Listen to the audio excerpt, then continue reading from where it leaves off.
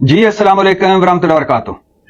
Imran Khan jail میں ہے اور وہ جیل کی جو پچھلے گزرے 20-25 دن نے ان کی جو سختیاں بتا رہے ہیں اور ان سختیوں کو سن کر حیرانی بھی ہو رہی ہے اور افسوس بھی ہو رہا ہے کہ ان کی سیل کی بجلی بند کی گئی، وہ 10 دن گھپ اندھیرے میں رہے، نہ ٹی وی نہ اخبار، 5 دن بجلی بند رہی، 5 دن وہ گھپ اندھیرے میں رہے، 10 دن انہیں سیل سے باہر نہیں نکلنے دیا گیا، نہ ٹی وی نہ اخبار نہ ورزش نہ واک، کھانا ایسا کہ کھانا کھاتی ان کو الٹیاں آ جاتی تھی، اور وہ جیل میں ہیں۔ ان کے موقف سے آپ اختلاف کر سکتے ہیں لیکن وہ اپنے موقف پر ڈٹے ہوئے ہیں، اور باہر پاکستان تحریک انصاف کارٹونوں والی فلم بن چکی ہے۔ یہ پاکستان تحریک انصاف سلمان اکرم راجہ کبھی فیصل چودھری سے لڑ رہے ہیں، یہ وہی ہیں پاناما میں نواز شریف صاحب کے وزیر تھے، کبھی شیر افضل مروت سے لڑ رہے ہیں۔ شیر افضل مروت جب صبح اٹھتا ہے کسی کا گریبان پکڑ لیتا ہے، شام کو کسی کا۔ علی امین گنڈا پور بڑکوں پہ بڑکے مار رہے ہیں، اور بشرا بی بی خیر سے پھر سے پاکستان تحریک انصاف کی سیاست کا سوا ستیہ ناز کرنے میدان میں آ چکی ہیں۔ علیمہ خان علیحدہ گروپ بنا چکی ہیں۔ باقی پارٹی میں جو علی امین گنڈا پور کے خلاف کے پی میں گروپ ہے، وہ اس چکر میں کہ کب عمران خان کا سر علی امین گنڈا پور کے عمران خان کا ہاتھ علی امین گنڈا پور کے سر سے ہٹے تو ہم وزارت اعلیٰ چھینے۔ پنجاب میں اپنی لڑائیاں ہیں۔ جو رپوش ہیں جنہوں نے ایک احتجاج میں بھی شرکت نہیں کی، وہ انقلابی بنے ہوئے ہیں، ٹویٹوں پہ انقلاب لا رہے ہیں، اور جو موجود ہیں ان پہ اتنے مقدمے ہیں کہ وہ گھر چھوڑ کے بھاگے ہوئے ہیں۔ کے پی میں کوئی بیٹھا ہوا ہے، کوئی کہیں بیٹھا ہوا ہے۔ کارکن بد دل ہوتے جا رہے ہیں کہ جب بھی ہم احتجاج کرتے ہیں کوئی ہمارا لیڈر نظر ہی نہیں آتا۔ اب پاکستان تحریک انصاف سے کہنا ہے کہ خدا کے لیے اپنی حکمت عملی بہتر کریں۔ آپ کو اللہ نے مقبولیت دی ہے، کیوں اپنے ہاتھوں سے اپنی پارٹی کا گلا گھونٹ رہے ہیں؟ کوئی حکمت عملی بہتر کریں، کوئی دوبارہ ٹھنڈے دل سے سوچیں، آپسی لڑائیاں ختم کریں، گھر کے جھگڑے ختم کریں، کوئی تھوڑا سا پارٹی کو صبر اور تحمل سے آگے بڑھائیں۔ آپ چاہتے کیا ہیں؟ ہم حقیقی آزادی چاہتے ہیں۔ کس سے؟ امریکہ سے اور اسٹیبلشمنٹ سے۔ اچھا، اگر آپ امریکہ سے حقیقی آزادی چاہتے ہیں تو امریکہ میں 3 جو لابنگ فرمز ہائر کی ہیں کہ امریکہ سے اچھے تعلقات ہوں، وہ کیوں کی ہوئی ہیں؟ اور امریکی ارکان کانگریس کی جو قراردادیں اس پر خوش کیوں ہوئے؟ لڈیاں کیوں ڈالتے ہیں پھر اگر ہم امریکہ کی سے آپ آزادی چاہتے ہیں تو؟ امریکیوں سے جو زوم میٹنگز کرتے ہیں اس پہ امریکیوں سے مدد کیوں مانگتے ہیں؟ اور امریکی ٹرمپ سے اتنی امیدیں کیوں لگا رکھی ہیں کہ وہ آئے گا اور ہمارے مشکلات کم ہوں گی؟ ہم اسٹیبلشمنٹ سے آزادی چاہتے ہیں۔ ٹھیک ہے، کس طرح؟ لڑائی لڑ کر۔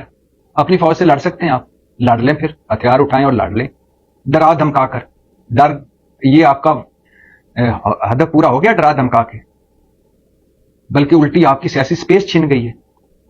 ہاں، ہم جی اسٹیبلشمنٹ کو سیاست سے آؤٹ کرنا چاہتے ہیں، بہت اچھی بات ہے، تو پھر اس سے رابطے کیوں کر رہے ہیں؟ جو ایک کمیٹی ٹری ہوئی ہے ہر وقت رابطوں کے لیے، اور پھر اسٹیبلشمنٹ سے آئے روز مدد کی اپیلیں کیوں کرتے ہیں؟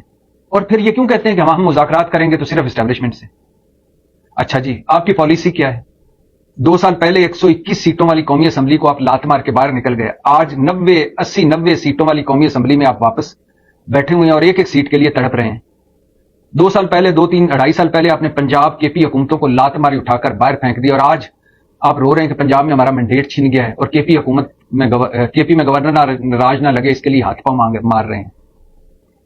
اور جنرل باجوہ جی بہت برا آدمی ہے، اس نے پیٹھ میں چھرا گھونپا، اس نے غداری کی، تو جنرل باجوہ سے خفیہ ملاقاتیں کیوں کی فرمائیں؟ ایکسٹینشن جنرل باجوہ کو دیں گے کیوں کہا؟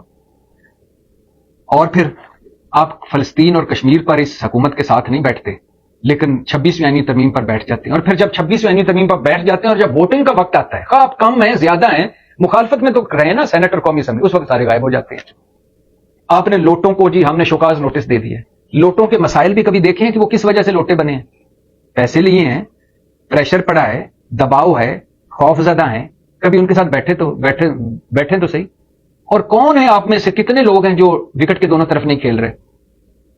اور پھر جی 26ویں آئینی ترمیم ہمیں نامنظور ہے، مگر جسٹس یحییٰ آفریدی جو اسی 26ویں آئینی ترمیم کے ذریعے بنے ہیں وہ منظور ہیں۔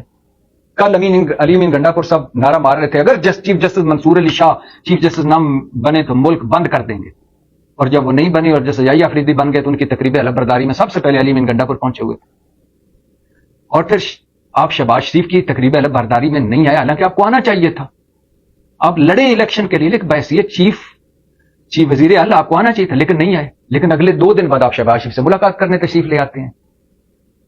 تو پالیسی کیا ہے، ویژن کیا ہے، حکمت عملی کیا ہے، رستہ کیا ہے؟ کیوں عمران خان کی مقبولیت ہے ساری آپ کے پاس؟